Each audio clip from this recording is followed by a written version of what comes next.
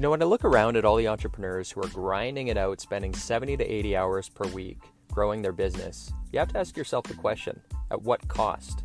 Hi, my name's Tim Uchuk, and in this podcast, we're going to be exploring the tools, tactics, and strategies for crushing it and scaling your business without making the ultimate sacrifice of your time and freedom.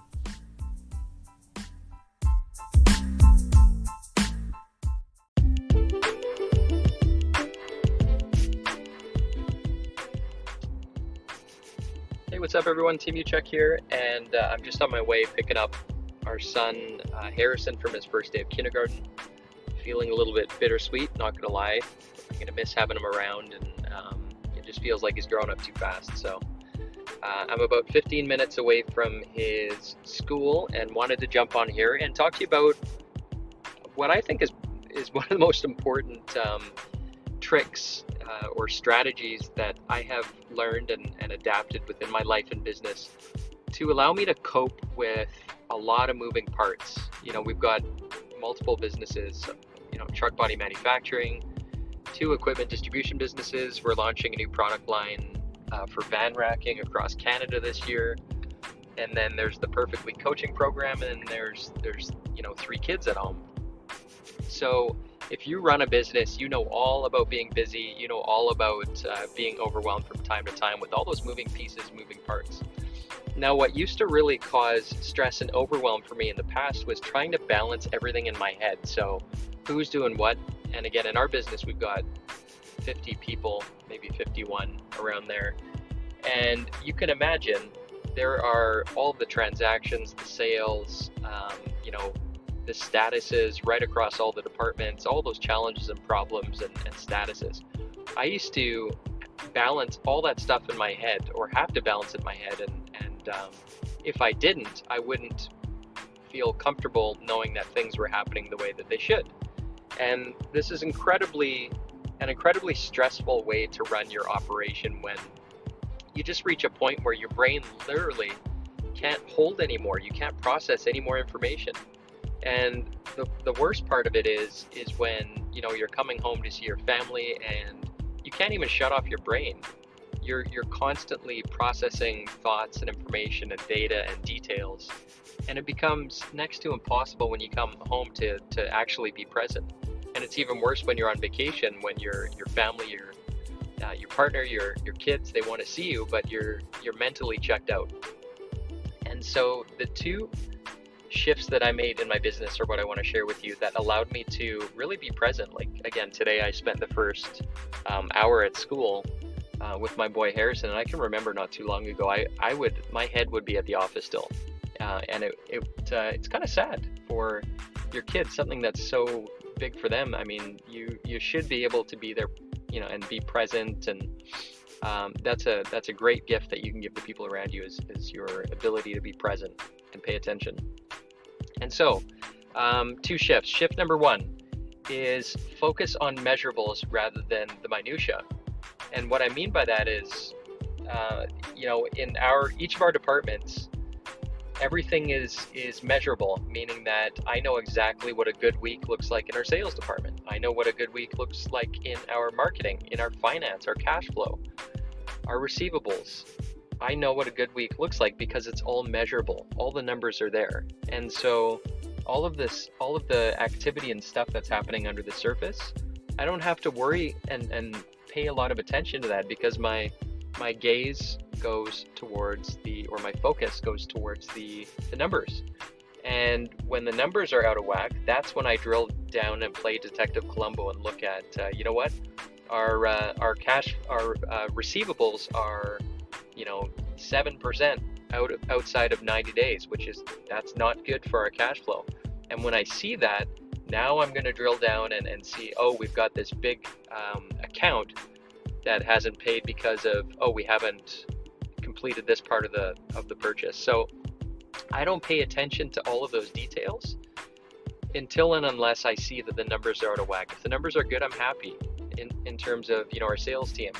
If we're keeping our CRM, our customer relationship software, if the activities are up to date, meaning they're not overdue, and we're hitting our targets in terms of meetings, quotes going out, conversion rate. If those are within KPI, I don't stress, and I don't hold all of that information in my head, which I used to do. This is what most business owners do because they're lacking the SMART measurables. SMART being the acronym, specific, measurable, agreed upon, realistic, and time-based. So what are the KPIs that make for a healthy business in your business? When you have those in place, it's absolutely freedom, because you no longer have to worry about all of the moving parts and moving pieces. So that's shift number one, was transforming our business into a measurable, results only work environment, numbers focused, and that allowed me to really not have to focus and keep all that stuff in my head, which was incredibly liberating for me. I can't stress enough how liberating it was. The second piece is working in a rhythm. And what do I mean by that? Well, as creatures, as human beings, we're all, the sun rises every day. You've got the phases of the moon. You've got the seasons. We're hardwired to work in a rhythm. And when you're looking at targets, what do I need to get done this week? If it's not set against and I'm going to describe what I mean here. If it's not set against a rhythm, people feel chaos. It's the same with when you're raising kids. You want to start establishing, bedtime routines and dinner time and all that kind of stuff, because it gives them a sense of security. It allows them to really focus on the important things, because there's less being reactive, there's less surprises. And so how do you work in a rhythm? Well, what we do in our organization is we break down a year into 4 quarters, and every quarter we have targets. And so those targets are, we want to increase sales, and what are the things that we're going to do to increase sales by this percentage, and how can we measure and track them and break it out by the 12 or the 13 weeks in the quarter. And so each week we just look at, are we ahead or behind? Are we on track or off track? And again, getting back to the numbers, that's all I really focus on, is the numbers. And it eliminates the politics, the drama, all of the busy work, potentially working on the wrong things because they're not contributing to the main thing, which is measurable. And we just got a rhythm, a ritual where every week we check in at the start of the week on Mondays, have our meeting, we look at our numbers. If things are out of whack, that's what drives the activities. And it's that rhythm. It's like a drumbeat every week and then every quarter. And that has been extremely, extremely liberating for myself, for my team. Everybody feels like, holy smokes, this company's got its stuff together. Most companies that don't work in a rhythm, it feels like chaos. And guess what happens as a result? Your turnover is going to improve when you have a good structure like this, when you have a rhythm, and when things are really, really clear. People feel like they have a sense of, there's a sense of fairness around that as well. When things are transparent in this way, they're measurable. People can see, I'm actually contributing in a meaningful way, and it's measurable. It's such a good, healthy environment. So there's all of these side benefits that come along with it. But the 2 strategies that we're talking about again today are, number one, focusing on the measurables. So don't pay attention to all those little tasks and minutia unless the measurables are telling you to do so. And so, for example, if your sales team is, you got a team member who's not hitting their target for weekly meetings or quotes, your cash flow is out of whack, meaning that your receivable percentage might be outside of your KPI in terms of where you need to be. You might have a line of credit. What are those thresholds that, and you're looking at them every single week, and those are the things that drive the activities when they're out of whack. So number one is focusing more on the measurables, less on all of the activities, balancing that stuff in your brain, and then only drilling down when things are out of whack. And then the second thing is creating a rhythm in your business, 4 quarters per year, break out the quarters into 12, 13 weeks, and tie those to your measurables. So I hope that makes sense. There's a little bit of potentially abstract there, but I hope the overall concept makes sense in terms of where to focus, and think in terms of sports as well, right?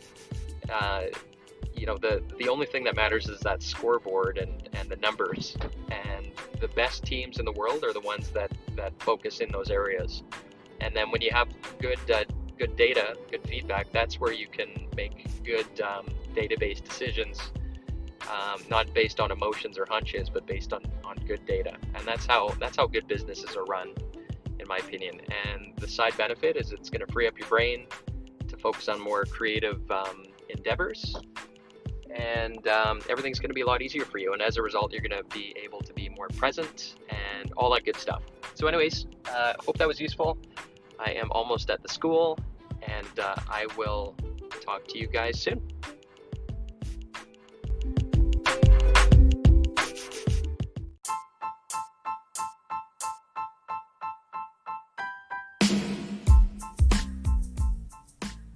Hey, Tim Uchuk here, and real quick, if you enjoyed this podcast episode, if you could take a couple quick seconds to give it a rating, it would be very much appreciated. And secondly, if you're looking for more tools and strategies on how you can crush it in life and business, just head on over to bookwithtim.com, where I've put together a free case study which shows you how to unlock unprecedented freedom today by using the 2 power levers. Just head on over to bookwithtim.com. Until next time, wishing you success and freedom in your business. Cheers.